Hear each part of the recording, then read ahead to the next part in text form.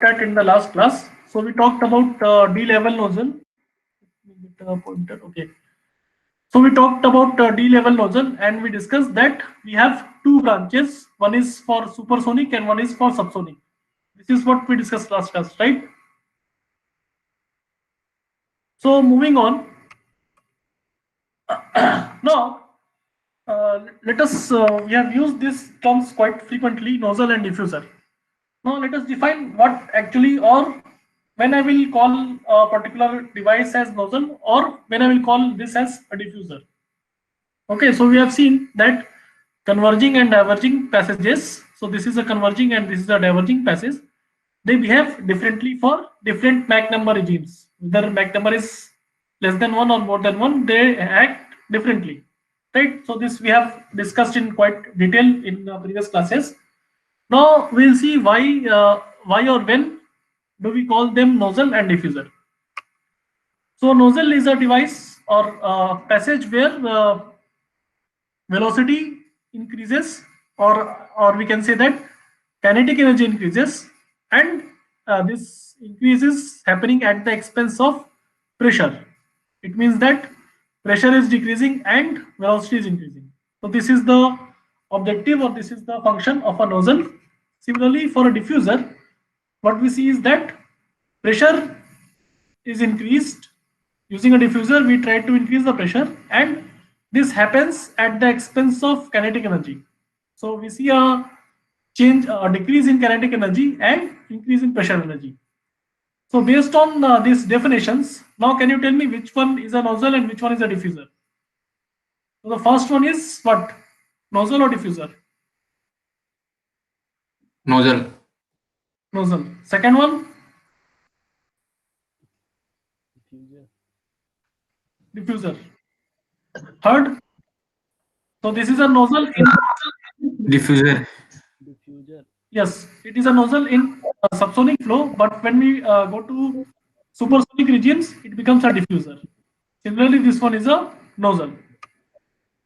So these two are diffusers and these two are nozzles. Okay. Now, till now what we have studied is we have talked about ideal processes. Okay, we said that all the flow is assumed to be isentropic. But is that a good assumption? What will happen in a real device or an actual nozzle? Entropy will change, right? Second law dictates that entropy should increase. Okay, so that is what we see in practice. When that entropy change is not drastic or not appreciable, then we can approximate it using asentropic, but there will always be some entropy change.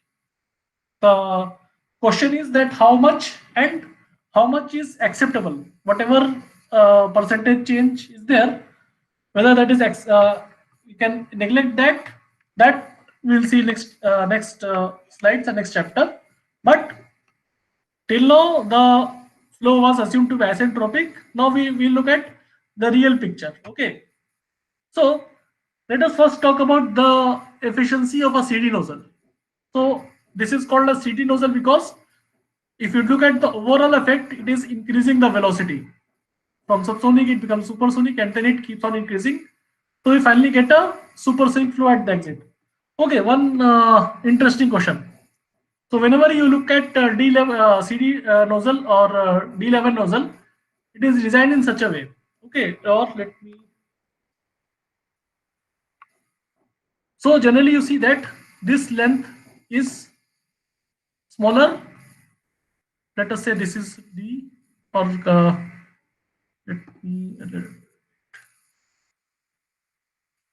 let us say this is L1 and L2. Okay, so generally for a CD nozzle or D11 nozzle, you see that in general in the images what you see in the book or lecture notes, you see that L2 is always more than L1. Can anyone guess or explain why is that? Why? To avoid flow separation. Correct, very good. So for converging passes, there is flow separation is not a problem. But when your walls are diverging, Okay, so there we have to keep some minimum angle. I cannot keep it very large angle. Okay, if I keep a very large angle, it will flow will separate. So that is something which I would like to avoid. To avoid that, I have to keep this angle low, and if this angle is low, then the length becomes large. Okay, so these are small things that we is good to know. Okay, coming back now, let us talk about efficiency of this. So what is in the last slide we talked about what a nozzle and what is the use of a nozzle and what is the use of diffuser. So what is the use of nozzle? If you want to recall from the last slide what it is used for, or let us go back. So what we said is that nozzle is used to increase the velocity or to increase kinetic energy. That is the purpose for a nozzle. Okay. Now, sorry. So I'm using this to increase kinetic energy, right? So that is what we need to change. So how do I define efficiency? Okay, efficiency can be defined as the actual kinetic energy that you get at the end of or at the exit. Okay, so at the exit I'm getting V, which is the velocity as exit. So these are the conditions. Initial pressure and temperature is given, and final exit velocity and pressure is given to you. So ideally, using isentropic assumption, we can calculate that if the process is isentropic, how much kinetic energy we are supposed to get, and actually is what we can measure and what we are getting real devices. So with that, we can define what is the efficiency of this nozzle. Is it fine? Okay. Now let us see the process in a TS plot. Okay. So what happens is, so I is the inlet, E is the exit. Okay. So let us say that I started with I. Okay. Now if it is an isentropic process, how it should proceed? I should go like this or this, left, right. Yes. Vertical. Yes. Okay. So vertical because entropy has to be constant. So ideally, it should have gone like this from I to S. They should have followed this dotted line. Okay. S is for static conditions.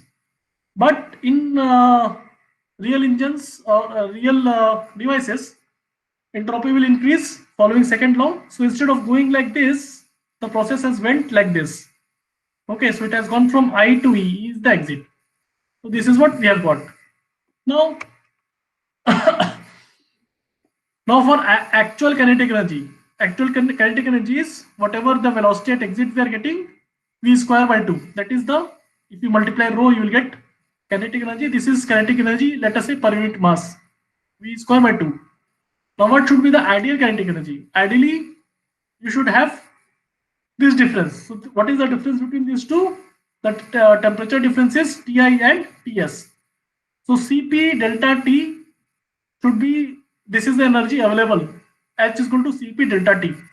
So that should have been utilized. Or let us say this height, this should be the energy that is going into kinetic energy. Now instead of this much is going.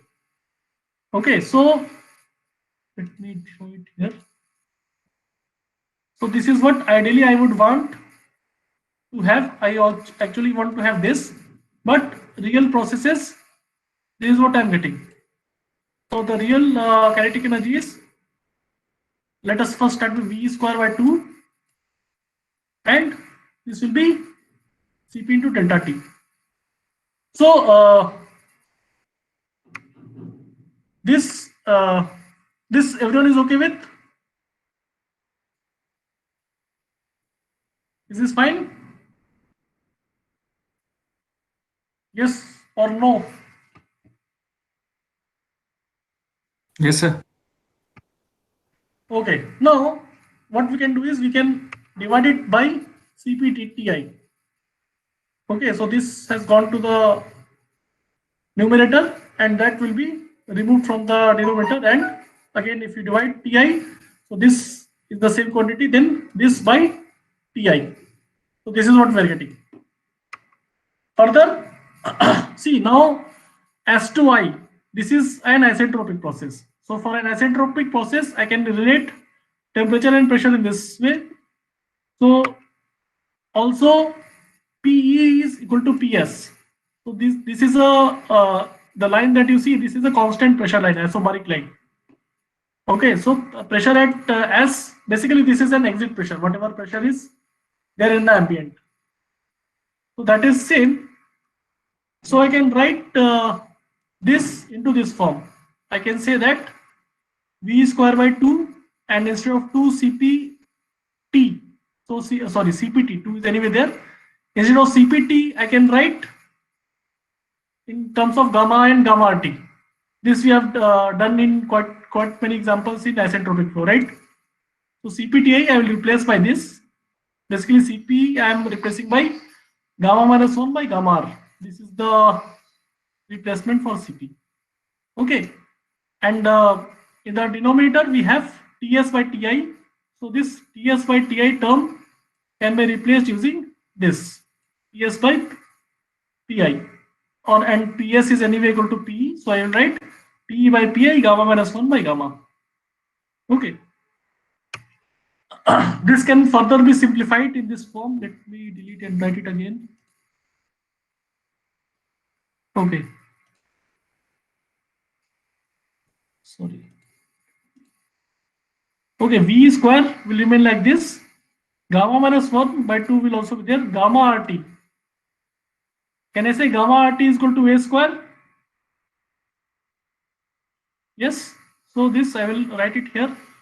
And gamma minus 1 by 2 is remaining. V square is remaining. This is the only change here in the numerator. Now in the denominator remains same. So this is the equation what we'll use for calculating efficiency for a nozzle. Okay, for a CD nozzle efficiency, we'll use, basically you will get numericals where you have values of, let us say, pressure, these pressures or velocity, and then you have to find what is the nozzle efficiency. Fine. Moving on. In the same way, we will also talk about diffuser efficiency. Okay, now what is the purpose of a diffuser is that we want to recover pressure. We want to slow down the fluid, we want to reduce the velocity and increase the pressure. So ideally what should happen is, so again I will show this in HS plot. So ideally we are started with 1. Okay, so this is the initial point, and then we exit is at 4. Okay, so if it is isentropic, it will go to 4. Now it is instead of going there, going that way, it is going, sorry, exit should be at 3. Okay, isentropically it should go from 1 to 3. Now instead of going, following the isentropic path, the real process follows this path. Okay, now I can say that this is what ideally I should have expected. So that is delta HS and V1 square by 2S. This is what happened for this process which has diverted. Okay, which can be referred as H3 minus H1 and H2 minus H1. So this V square 2 can be replaced by H2 minus H1. Or assuming we are talking about perfect fluid, so we assume that Cp is constant, Cp, Cv are constants. So instead of writing H3, I can write T3 and T1. Or if you simplify this, you can take T1 to be common, then it becomes like this, and this you can replace by V2 square, V1 square by 2Cp. Basically, you can write for delta H, for delta Cp, you can write V square by 2Cp. Now we know that T1 and 3T, so 1, 2, 3 is a isentropic process. So this is how we can relate temperature and pressure. Okay, if you substitute this into this equation, this is what you will get. So instead of T3 by T1, I will write this pressure ratio term. Okay, and again Cp I will replace by this term. Fine. Now this can further be simplified to this form. So numerator remains same. In denominator we have, what do we have? V1 square by gamma or T1 square. So this will become A square. V square by A square is M square. Gamma by gamma minus 1 into 2. Gamma minus 1 by 2 remains.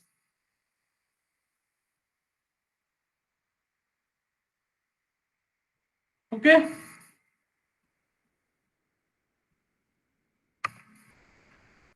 So this is what we had in the last slide. Now instead of P2 by P1, I can write P01.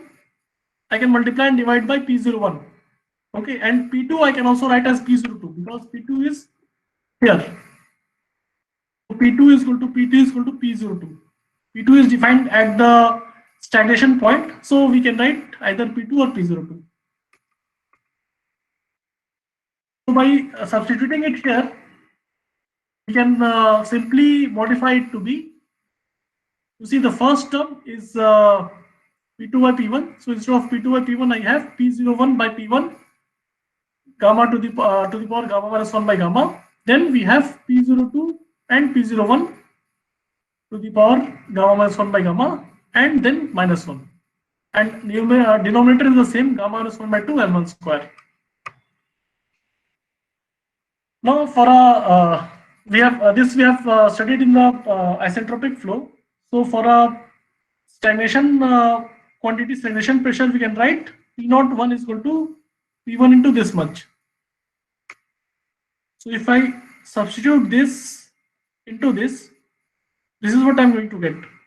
So P01 by P1 is replaced by simply this, and gamma by gamma minus 1 multiplied to the power this, that gets cancelled. Okay, if you look at this carefully, you people are here or lost or confused by so much of derivation. So this is gamma minus 1. So these two will get cancelled or not? You multiply this, it will be gamma minus 1 by gamma.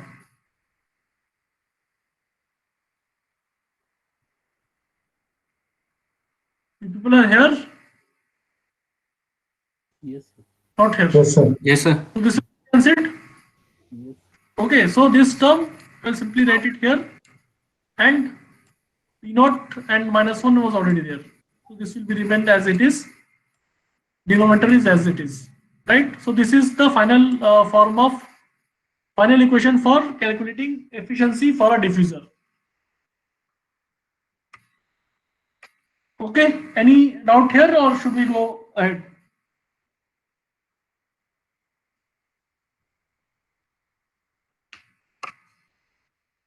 No doubts?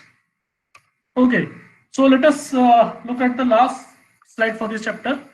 So we'll define pressure coefficient. So this is how basically it is defined. This is the difference between pressure.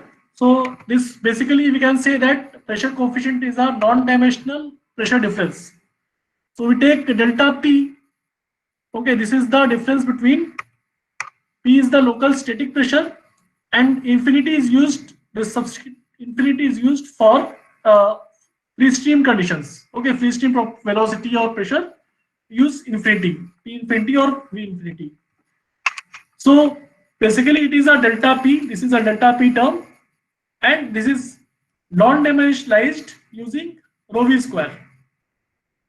Okay, so this is there's no nothing much conceptual here. This is just a delta P terms non-dimensionalized. That is what we call pressure coefficient. And this is we can also write alternative form for compressible flows. So this is how, this is the definition. Okay, there is no derivation here. This is how it is defined. And here we can take P infinity as common. I will take it out, and this becomes P by P infinity minus 1, and this remains same, which can be also written as 2 gamma infinity square by P infinity minus 1. So this basically, this P infinity gets cancelled with this, and this is what is remaining. with that, we have finished the second unit on second chapter on one-dimensional flow. So with that, we'll stop, and if any doubt, we can discuss now. Let me stop recording first.